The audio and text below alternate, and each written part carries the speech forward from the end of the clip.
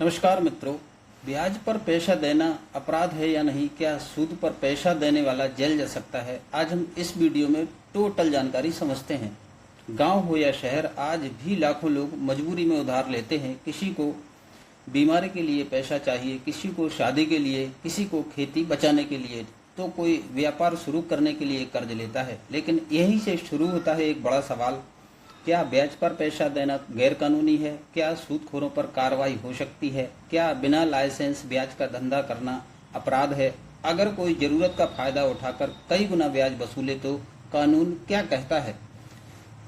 अगर कोई धमकी देकर पैसा मांगे, जमीन लिखवा ले, खाली चेक ले ले, तो क्या वह जेल जा सकता है? आज की इस वीडियो में हम आपको कानून की भाषा नहीं बल्कि आसान और जमीन से जुड़ी सच्चाई बताएंगे, ताकि आपको समझ आ सके कि कौन सा काम कानूनी है और कौन सा काम सीधे पुलिस केस और जेल तक पहुंचा सकता है। अब समझते हैं हम ब्याज क्या होता है। सबसे पहले और सबसे जरूरी बात समझिए, जब कोई व्यक्ति किसी दूसरे व्यक्ति को पैसा देता है और बदले में अतिरिक्त रकम मांगता है, उसे ब्याज कहा जाता है। अगर किसी ने 10,000 रुपये दिए और कहा 1 महीने बाद 12,000 लौटाना, तो यहाँ 2,000 रुपया ब्याज कहलाएगा। इसी तरह बैंक भी ब्याज लेते हैं, फाइनेंस कंपनियां भी ब्याज लेती हैं, सरकारी योजनाओं में भी ब्याज होता है। इसलिए सिर्फ ब्याज लेना अपने आप में अपराध नहीं माना जाता। लेकिन यही सबसे बड़ा फर्क शुरू होता है, कानूनी ब्याज और अवैध सूदखोरी।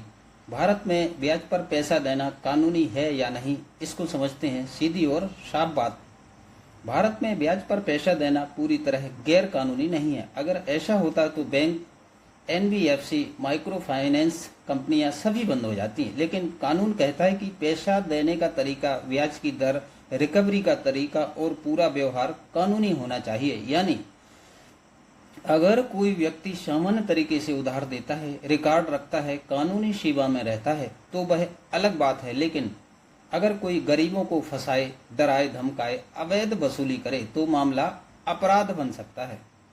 अब सूदखोरी शब्द का असली मतलब समझते हैं। यह भारत में गांव में एक शब्द बहुत चलता है, सूदखोरी।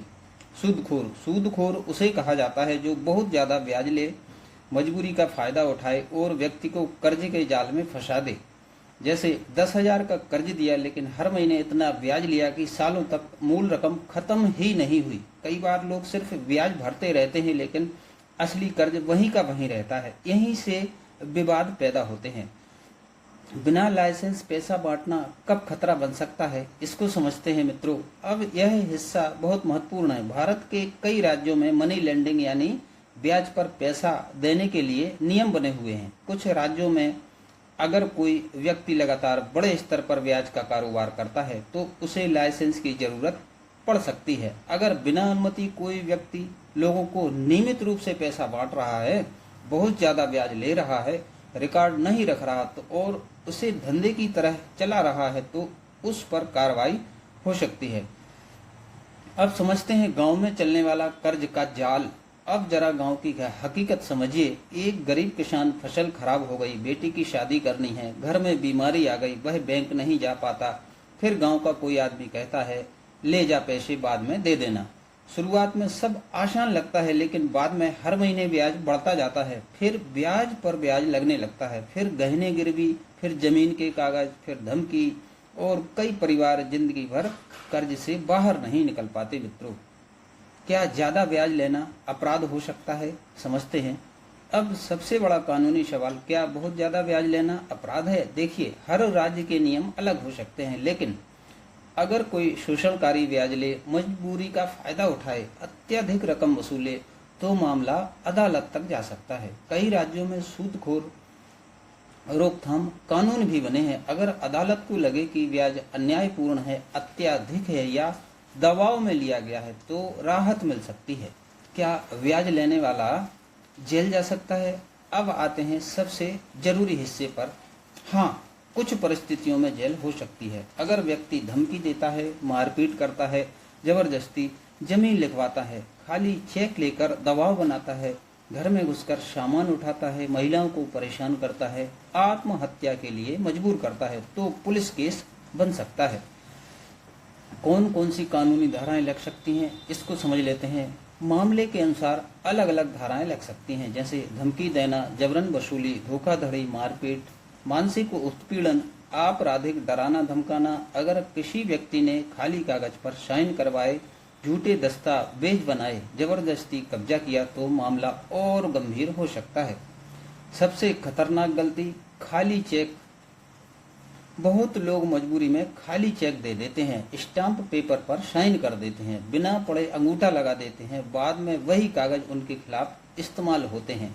कई बार 5,000 के बदले लाखों का हिसाब बना दिया जाता है। इसलिए कभी भी बिना पढ़े साइन न करें मित्रों, खाली चेक ना दें और किसी भी कागज की फोटो जरूर रखें। अब समझते हैं क्या मौखिक उधार भी मान्य होता है। भारत में सिर्फ लिखित एग्रीमेंट ही सब कुछ नहीं होता। अगर लेन देन मौखिक हुआ हो फिर भी अदालत सबूत देख सकती है, जैसे bank transfer, phone recording, WhatsApp message, गवाह, ऑडियो वीडियो। इसलिए सबसे महत्वपूर्ण सबूत होते हैं इसलिए ये सबूत बहुत महत्वपूर्ण होते हैं।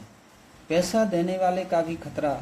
अब यह मत सोचिए कि सिर्फ पैसा लेने वाला ही जोखिम में है, पैसा देने वाला भी फंस सकता है, क्योंकि कई लोग पैसा लेकर गायब हो जाते हैं, कई लोग झूठे आरोप लगा देते हैं, रिश्ते खराब हो जाते हैं। इसलिए बिना लिखित रिकॉर्ड के बड़ी रकम देना बहुत खतरनाक हो सकता है। अब समझते हैं पुलिस तुरंत पैसा वापस दिलाती है क्या। बहुत लोग सोचते हैं कि पुलिस तुरंत पैसा वापस दिला देगी, लेकिन हर मामला पुलिस का नहीं होता मित्रों। कई मामले सिविल विवाद माने जाते हैं, यानी यह अदालत का विषय बन सकता है। लेकिन अगर धमकी, हिंसा, धोखाधड़ी, जबरन कब्जा या मानसिक उत्पीड़न हो तो पुलिस हस्तक्षेप कर सकती है। आत्महत्या वाले मामलों में कानून, अब यह बहुत संवेदनशील विषय है। कई बार खबर आती है कर्ज के दबाव में व्यक्ति ने आत्महत्या कर ली। अगर जांच में सामने आए कि लगातार धमकी दी गई, बेइज्जती की गई, मानसिक दबाव बनाया गया तो गंभीर आपराधिक मामला बन सकता है। महिलाओं को कैसे फंसाया जाता है। बहुत बार महिलाओं को निशाना भी बनाया जाता है, जैसे गहने गिरवी रखवाना, खाली चेक लेना, जमीन के कागज रख लेना, घर आकर दबाव बनाना। कई महिलाएं डर के कारण शिकायत नहीं करती मित्रों, लेकिन कानून महिलाओं की सुरक्षा के लिए भी प्रावधान देता है। गरीब आदमी सबसे ज्यादा क्यों फंसता है? क्योंकि उसे कानून की जानकारी नहीं होती, वह डर जाता है, पढ़ा लिखा नहीं होता, बैंक प्रक्रिया नहीं समझता है और कुछ लोग इसी कमजोरी का भरपूर फायदा उठाते हैं। जमीन कब्जाने का खेल। बहुत लोग बहुत छोटी रकम देकर बड़ी जमीन कब्जा लेते हैं। पहले उधार देते हैं, फिर ब्याज बढ़ाते हैं, फिर कहते हैं पैसा नहीं दे सकते तो जमीन लिखा दो। यही सबसे बड़ा शोषण शुरू होता है। कौन सा ब्याज सुरक्षित माना जाता है मित्रों? यह कई बातों पर निर्भर करता है, राज्य का कानून, लेन देन का प्रकार, लिखित समझौता और परिस्थितियां। लेकिन एक बात हमेशा याद रखें, शोषणकारी और असामान्य ब्याज हमेशा विवाद पैदा करता है। अगर कोई व्यक्ति धमकी दे रहा हो तो क्या करें? तुरंत ये काम करें, पुलिस में शिकायत करें, मैसेज सेव रखें, कॉल रिकॉर्ड रखें, गवाह रखें, कानूनी सलाह लें। अगर कोई व्यक्ति रात में घर आकर धमकी देता है, महिलाओं को परेशान करता है, जबरदस्ती करता है तो तुरंत मदद लें। सबसे जरूरी कानूनी सावधानियां, अगर आप पैसा दे रहे हैं, लिखित एग्रीमेंट करें, गवाह रखें, बैंक ट्रांसफर करें, रिकॉर्ड रखें, धमकी ना दें। अगर आप पैसा ले रहे हैं तो बिना पढ़े साइन ना करें, खाली चेक ना दें।